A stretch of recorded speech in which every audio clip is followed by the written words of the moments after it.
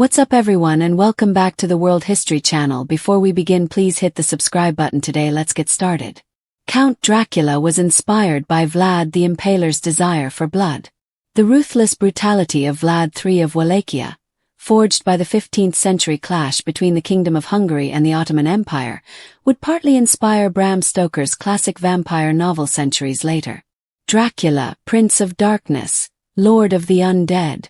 In 1897, Irish author Bram Stoker's frantic imagination brought this mythical character to life. But the historical figure who shares a name with a literary icon was no less fearsome. Vlad III Dracula was the voivode, a prince-like military leader of Wallachia, a principality that joined with Moldavia in 1859 to form Romania on and off between 1448 and 1476.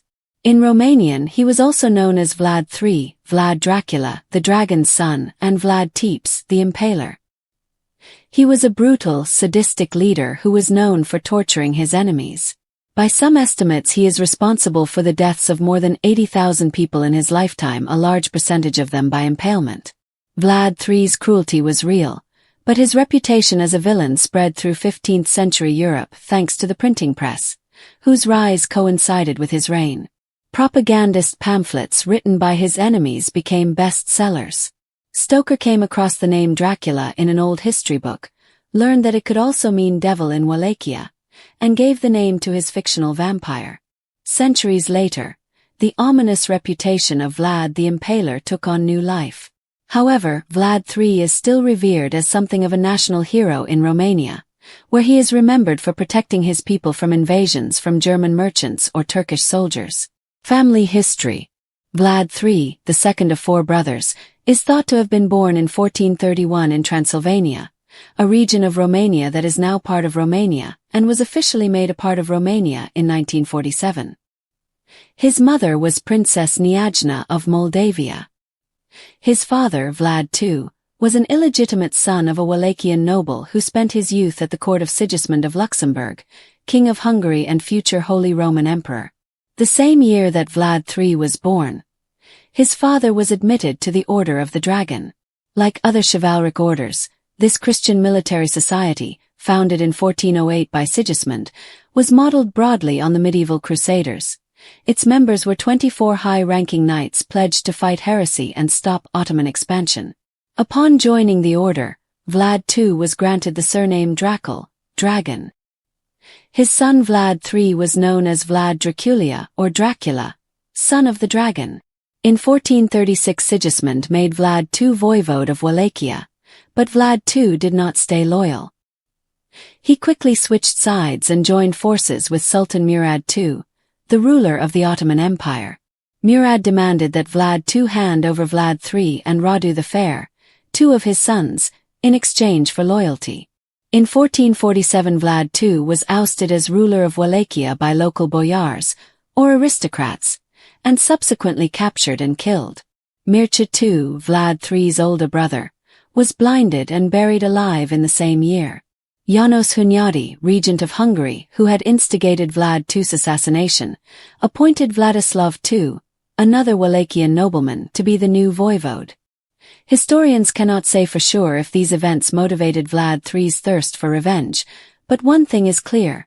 Soon after he was released from Ottoman captivity, around 1447, Vlad III began his fight for power. With Ottoman assistance, Vlad III, who was just 16 years old at the time, drove Vladislav II out of Wallachia in 1448 and ascended the throne. Before the Hungarians reinstated Vladislav, he only held the position for 2 months. Vlad III went into exile. Little is known about his next 8 years, as he moved around the Ottoman Empire and Moldavia. Why of Curtea de Argeș? A bold exterior, the cathedral, which lies inside the Curtea de Argeș monastery complex, is dedicated to the Dormition of the Mother of God. Sometime during this period he seems to have switched sides in the Ottoman-Hungarian conflict, gaining the military support of Hungary. Vladislav II changed allegiances, too, and joined the Turks, a move that set up a clash between the two claimants to the throne of Wallachia. On July 22, 1456, Vlad III confronted Vladislav on the outskirts of Targovist and executed him in hand-to-hand combat. Vlad III's rule had begun. Rule of terror. Wallachia had been ravaged by the ceaseless Ottoman-Hungarian conflict and the internecine strife among feuding boyars. Trade had ceased, fields lay fallow, and the land was overrun by lawlessness. Vlad III began his reign with a strict crackdown on crime, employing a zero-tolerance policy for even minor offenses, such as lying. He hand-picked commoners, even foreigners, for public positions, a move to cement power by creating officials who were completely dependent on him. As voivode, he could appoint, dismiss, and even execute his new officials at will.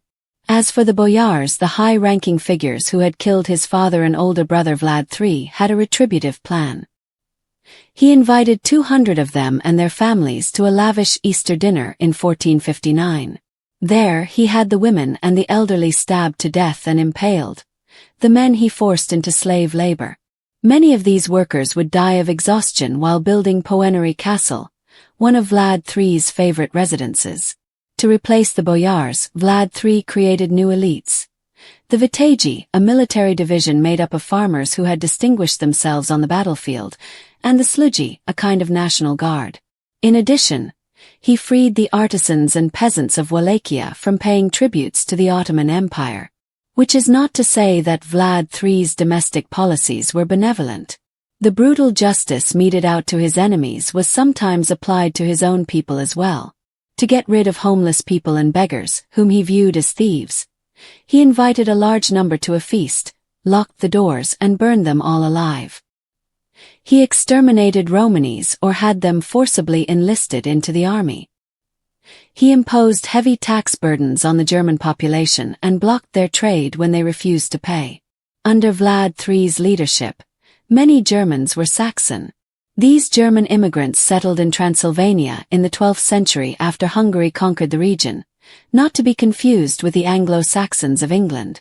They were mostly well-to-do merchants, but to Vlad III, they were allies of his enemies. Over the next few years, Vlad III razed entire Saxon villages and impaled thousands of people. In 1459, when the Transylvanian Saxon city of Kronstadt, today Brașov, supported a rival of Vlad III's, the voivode's response was savage. After initially placing trade restrictions on Saxon goods in Wallachia, he had 30,000 people impaled and reportedly dined among them so he could witness their suffering personally. Additionally, he had Kronstadt destroyed by fire. Back in Wallachia, he impaled Saxon merchants who violated his trade laws. Although Vlad continued to identify himself with the prestigious Order of the Dragon, signing his name Ladislaus Dracula, son of the dragon, his enemies at this time gave him the less noble sobriquet Tyrant the Impaler. Many of Vlad III's people, Orthodox Christians who felt discriminated against by Hungarians and Saxon Catholics in Transylvania, supported his bloody attacks against Catholic communities. Cities including Sibiu, Tarabarse, Amlas, and Fagara were targeted and suffered many losses before surrendering in 1460. These reprisals came to the attention of Pope Pius II, who produced a report in 1462 claiming that Vlad III had killed some 40,000 people. Drastic measures. Vlad III's foreign policy differed from that of his father, and from many other leaders of the time. He never stopped opposing the Turks in this. He had the support of Matthias Corvinus, aka Matthias I, son of János Hunyadi, and King of Hungary. Vlad III's tactics, both on and off the battlefield, against the Turks were extraordinarily brutal. In 1459 Mehmed II sent an embassy to Vlad III, claiming a tribute of 10,000 ducats and 300 young boys. When the diplomats declined to remove their turbans, citing religious custom, Vlad III saluted their devotion by nailing their hats to their heads. In 1461 the Turks offered to meet Vlad for a peace parley. In reality they intended to ambush him. Vlad III responded with a foray into the Turkish dominions south of the Danube. In the spring of 1462, Mehmed II assembled an army of 90,000 men and advanced on Wallachia. After conducting a series of night raids and guerrilla warfare, Vlad III employed his trademark tactic, impaling more than 23,000 prisoners with their families and putting them on display along the enemy's route, outside the city of Targovist. There were infants affixed to their mothers on the stakes, writes the French historian Mattei Kazaku, and birds had made their nests in their entrails. Mem II turned around and marched back to Constantinople after seeing the gruesome scene of the dead tree forest. Vlad III wrote to Matthias I to explain that he had killed men and women, old and young peasants. We killed 23,884 Turks, including those whose homes we burned and those whose heads our soldiers cut. To prove the truth of his words, he produced sacks full of severed noses and ears. As Vlad III himself recognized, most of the victims were simple peasants, Serbian Christians and Bulgarians who had been subjugated by the Turks. The Turks ultimately prevailed because the Wallachian boyars had defected to Radu, Vlad III's brother. Radu guaranteed the aristocracy that by siding with the Ottomans, they would regain the privileges that Vlad III had stripped from them. Radu attracted support from the Romanian population, who were tired of Vlad III's bloodlust. Vlad III's power, money, and troops had ebbed away so much that Matthias I was able to take him prisoner in 1462. Vlad was imprisoned in Hungary for 12 years, while power changed hands several times in Wallachia. In the year 1475, Matthias I tasked Vlad III with returning Wallachia to Hungary. In November 1476, Vlad III scored an initial victory, but 1 month later suffered a brutal defeat. He was ambushed, killed, and beheaded by his rival, who was supported by Ottoman troops. By most accounts, his severed head was sent to Mem II in Constantinople to be put on display above the city's gates. Even so, Vlad III might have been just a Middle Ages footnote if it weren't for a book published in 1820. Written by William Wilkinson, the British consul to Wallachia, an account of the principalities of Wallachia and Moldavia, with various political observations relating to them, delves into the region's history and mentions the notorious warlord Vlad the Impaler. Bram Stoker never visited Vlad's homeland, but was known to have come across Wilkinson's book in 1890. Following that, he wrote Voivode Dracula, which means devil in Wallachian. It was customary for Wallachians to give it as a surname to anyone who stood out through bravery, cruel behavior, or cleverness. While the life of Vlad the Impaler had long since ended, the enduring legend of Dracula was just beginning. A monstrous reputation. Was Vlad Dracula the only inspiration for Bram Stoker's best-selling vampire? Irish writer Bram Stoker published a novel in 1897, set in Transylvania, with a mysterious vampire as its hypnotic villain. Dracula thrilled readers who began to speculate on the source of Stoker's inspiration. Although Stoker drew on numerous sources for his most infamous creation, many theorized that the heinous life of Vlad the Impaler, the medieval Wallachian ruler who was also known as Dracula, served as the sole inspiration for the character. Vampires were in vogue in the late Victorian period, and Stoker would have likely been familiar with earlier Gothic works such as Goethe's poem The Bride of Corinth 1797, The Vampire 1819, a short story by John W. Polidori, and Joseph Sheridan Le Fanu's novella Carmilla 1872. The connections between Dracula and Captain Vampire 1879, a novel written by 19-year-old Belgian Marie Nizet, a Romanian exile who was related to Stoker, have also been noted. Stoker had certainly read about vampirism in the Carpathians, and in 1890 was writing a novel called The Undead, about a fictional character he called Count Wamper. While on vacation that year in Whitby, England, Stoker found a rare book in the local library titled An Account of the Principalities of Wallachia and Moldavia 1820, written by British diplomat William Wilkinson. It mentioned the voivode Dracula, explaining in a footnote that in the Wallachian language, Dracul means devil while in Hungarian it means dragon. Stoker soon transformed his Wamper into Dracula. In the course of the novel, when the titular character sketches a historical panorama to his guest Jonathan Harker, it is surely Wilkinson's account that lies behind it. Given all of these connections, it seems highly likely that Stoker's novel was influenced in some way by Vlad III's life. However, more recently, some historians and scholars have proposed an intriguing alternative theory for the primary source of Dracula, a cholera epidemic that occurred in the town of Sligo in Western Ireland in the 19th century and killed up to 1,000 people. Stoker's mother, Charlotte Thornley, survived it as a 14-year-old girl and later described it for her son in grisly detail. In 2018, Irish researchers, led by Marion McGarry of the Sligo Stoker Society, studied Thornley's writing.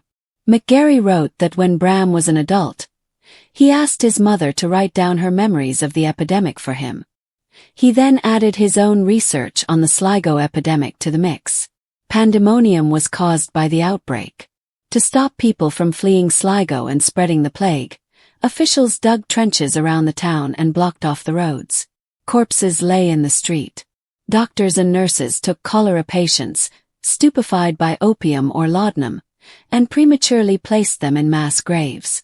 Stoker was fascinated by his mother's description of cholera victims who were buried alive, a link, perhaps, to Dracula's undead state.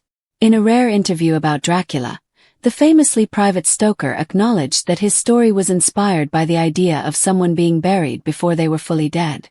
Stoker's horror novel inflamed imaginations, and decades later, Bela Lugosi's iconic 1931 portrayal of Count Dracula on the silver screen made the word Dracula synonymous with vampire. The Transylvanian Count was brought to life by the Hungarian actor's dark good looks and accent, which led to numerous imitators. Places associated with the Dracula legend are popular destinations. Some, like Romania's Poenari Castle, a significant voivode fortress, are associated with Vlad III. Other places, like Bran Castle in Romania, which is also known as Castle Dracula, have nothing to do with Vlad III. Some argue that Bran Castle was Stoker's inspiration for Dracula's home in the novel, but Stoker never visited Romania, so he could not have seen it in person. The historical roots of Count Dracula, the bloody legacy of Vlad the Impaler. Thanks to Bram Stoker's novel published in 1897, the name Dracula conjures up images of Gothic castles, bloodthirsty vampires, and nightmarish creatures. However, Vlad III of Wallachia 1431–1476, the actual Dracula, was far more terrifying than any fictional character. Known as Vlad Tepes the Impaler, his reign was marked by unimaginable brutality, political cunning, and a relentless war against the Ottoman Empire. He became infamous throughout Europe for his atrocities, which included murdering tens of thousands, setting fire to villages, and feasting in forests of bodies. However, he is also remembered as a national hero in Romania for protecting Christianity from Ottoman invasion. This duality, monster and patriot, makes Vlad III one of history's most complex and chilling figures, a man whose cruelty inspired the most iconic vampire of all time. The making of a monster. Vlad's early life and rise to power. Born in 1431 in Sighisoara, Transylvania, Vlad III was the second son of Vlad II Dracul, a Wallachian prince and member of the Order of the Dragon, a knightly order dedicated to fighting the Ottoman Turks. The name Dracul dragon would later morph into Dracula, meaning son of the dragon or, in some interpretations, son of the devil. Vlad's childhood was steeped in violence and betrayal. Hostage to the Ottomans. At age 11, Vlad and his younger brother Radu were sent as political hostages to the court of Sultan Murad II, where they endured years of captivity. Some historians believe this trauma shaped Vlad's later sadism. A father's brutal death. In 1447, Vlad's father and older brother Mircea II were assassinated by Wallachian nobles, boyars, and Hungarian forces. Using hot irons, Mircea was blinded and buried alive. First brief reign. At 17, Vlad briefly seized Wallachia's throne in 1448, but was quickly overthrown. He plotted his vengeance over the subsequent 10 years in exile. The Reign of Terror, Vlad's methods of rule. In 1456, Vlad III reclaimed Wallachia's throne, this time for good. His rule was characterized by brutal efficiency and heinous punishments, particularly impalement, his preferred method of execution. 1. The Easter Massacre 1459. Vlad invited 200 noblemen boyars and their families to a banquet. After dinner, his soldiers stabbed the women and elderly to death, forced the men into slave labor, building Poenari Castle, a fortress perched on a cliff, where many died from exhaustion. This purge eliminated his rivals and sent a clear message. Defiance meant death. 2. War on the Saxons. German merchants in Transylvania, allies of his enemies, faced Vlad's wrath. In 1459, after the Saxon city of Brasov, Kronstadt, supported a rival, Vlad. impaled 30,000 people outside the city, ate among the bodies to experience their pain, burned the city to the ground. Saxon merchants who violated his trade laws were impaled in public squares. 3. The Impaled's Forest, 1462. Vlad's most infamous act came during his war with the Ottoman Sultan Mehmed II, conqueror of Constantinople.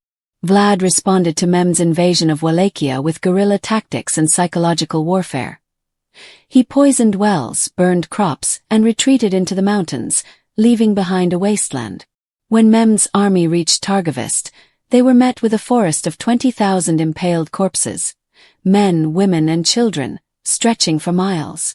Mehmed retreated because the sight was so horrifying and said, "I cannot take a country from a man who does such things."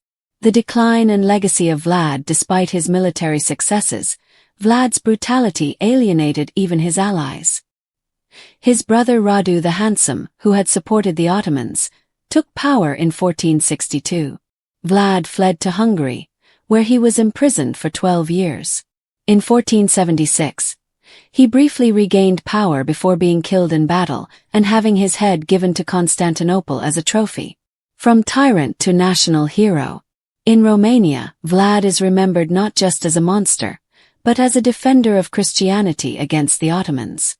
Even though it was extreme, his harsh justice brought order to a lawless land.